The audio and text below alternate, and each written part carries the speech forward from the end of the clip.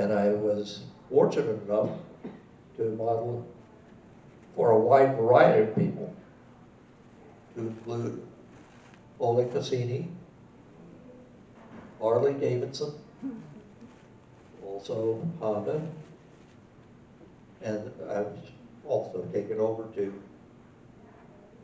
China, where I modeled for the PRC and their Olympic Committee. But all over, and the main key to my success was I was cheap. No, I'm not kidding. I would willingly accept the wardrobe as part of my pay. I wound up with a wardrobe to die for, and I could never have afforded it. No way, but they did a write-off. It was a business expense for them.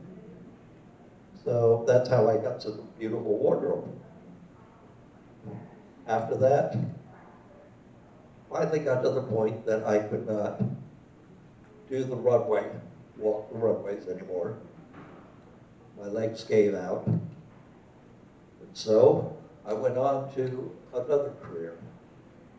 And my career was, now this was the hardest, most challenging, most extraordinary, most rewarding, most taxing career I had. Now remember, when I came out of the military, I had 17 qualifications.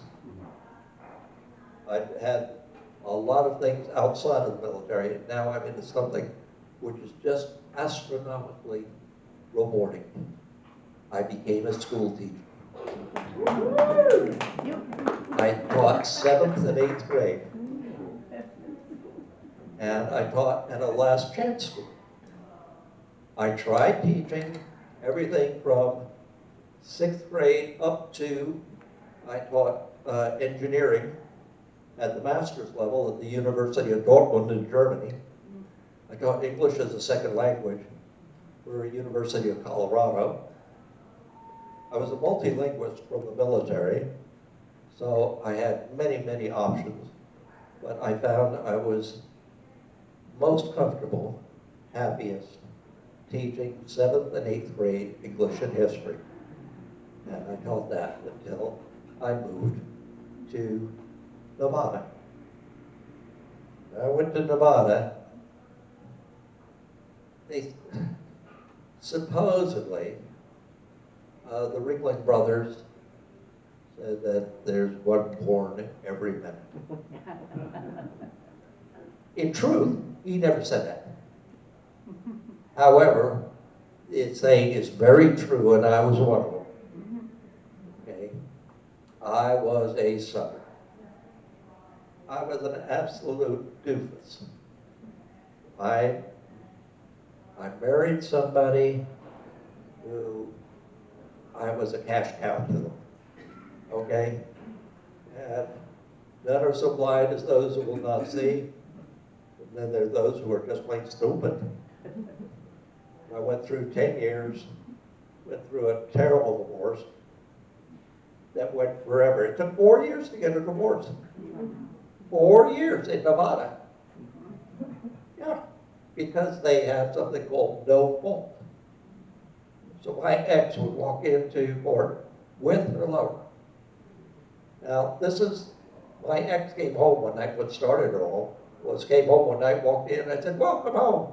She stood in the front hallway and announced, I have a lover. I'm not going to give her up. I'm going to move my lover and her mother in with us. And you are so pathetic in that wheelchair, get used to it. Well, I went through 4 years in court just so that I would not have to pay spousal support to support my ex and lover for the rest of the days. Now, the whole time going through, they're saying all sorts of nasty things. And I would reply referring to my ex and her toot. Well, the first time I did that, the judge sort of looked at me and said, what? I said toot. Okay, well, it's not an obscenity, so the judge let it ride. For 4 years, that's what I did. And it was just off the cuff, a comment. as we were walking out after the gavel came down and the divorce was filed, we were walking out of court, or I was rolling, and my attorney said, just out of curiosity, what is a toot? I said, you're kidding. Everybody knows that child nursery rhyme. Beans, beans, the musical fruit, the more you eat, the more you toot. The more you toot, the better you feel, so eat your beans at every meal. She said, you went through 4 years in court calling her a fart? I said, yeah, there's mischief to be had. Why not? After that, I was swearing off any relationship. I met somebody else who had sworn off any relationship. We dated for a year. We started hanging out together, dated for a year. And one night, Beverly had come over and was visiting, and we were sitting out on our balcony and looking up at the stars, talking about, I don't know what. And said, you know, this is getting kind of serious. We should do something about it. And we both proposed at the same time. So Beverly and I proposed. We got engaged, later got married. Now, when I'd been in training to become an aggressor at Mellis, it was extremely intense, as you could well imagine. And I needed a place, a safe place, to go and chill. And I'd finished flying and training, and I'd go to the chapel. And it was just an oasis. So when it came time to get married, Beverly and I decided we'd get married in that chapel. We chose the one at Nellis Air Force Base, not knowing that this had never been done before. A same-sex marriage had not been done at Nellis. But they agreed, they approved it, and it was going to be a full military wedding. You know, complete with the sabers and that sort of thing.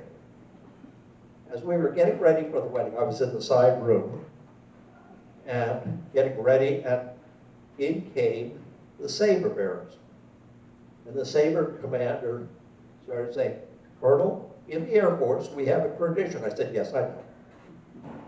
He said, but that means we're going to, yes, I know. But does the colonel realize we're going to, yes, I do. But that means we're going, yes, I know. Do we have the colonel's permission to, yes, you do.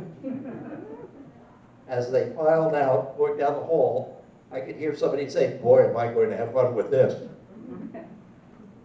Okay, we had the wedding ceremony, and I was in a special wheelchair, one that elevated and turned into a Segway. And I'd say a Segway, you know, it stood me up. So I was actually able to stand for my wedding vows. And when we got to the point, we paused in our vows, and they started playing a selection from West Side Story. One hand, one heart. Unrehearsed, unplanned, unscripted. Beverly and I sang it to each other. Afterward, during the recessional, we headed down the aisle. The command was given, the sabers came out, and they made the arch. And we proceeded through the arch. And the last, true to every military wedding, the last two sabers came down like a railroad crossing. And it is announced, you shall not pass until you kiss. Okay, so we kissed. And the railroad crossing went up, and we proceeded through. And the saber commander's saber came down behind Beverly, and with the flat of his blade, he walloped her on the bottom. She did a bunny hop forward with a squeak. You can see it on the video. And he announced, welcome to the Air Force family. And that, folks, is a snapshot of my life.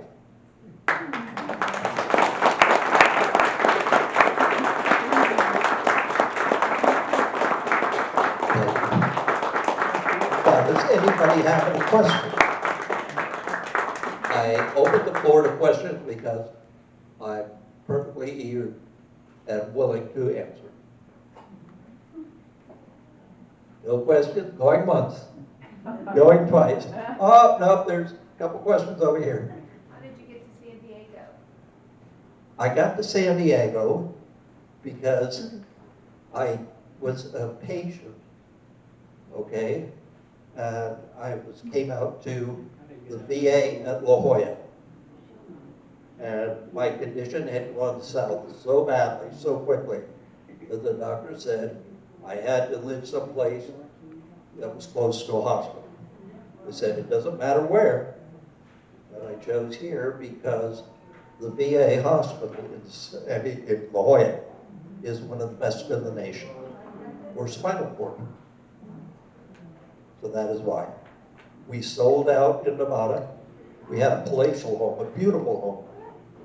5-bedroom, 3 3/4 bath, 2-story, but I had an elevator that would take me up to the 2nd floor, 3-car garage, in-ground pool, in-ground spa. It was gorgeous, but the medical support wasn't the same. So we sold out there and moved here. You had a question? I was just going to say that. You said, that's my life, I thought, it's your life, what a life, and thank you for sharing. You're welcome. You're welcome. Anybody else? Yep. I'm sorry, I can't hear you.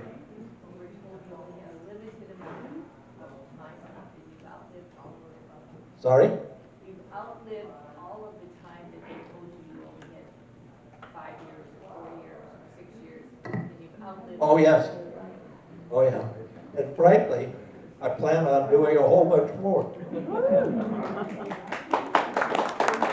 When I was with the courts, okay, while I was in Nevada, I had a chance to join the Nevada court system. I found myself on grand jury, and I sat on almost 200 major crime cases. Okay, that's not an exaggeration, it was 197 to be exact. And they were all major crimes. Because of my background in law, law enforcement, in medical, I was perfect for it because I could understand a lot of what was being said, including by the coroners. But after that stint, I burned out. And I said, I just cannot take it anymore. So that's why I left the legal system, and I did not attempt to re-enter it out here. Anything else? Okay. Oh, yes, Francie. Siblings. I have 2 stepbrothers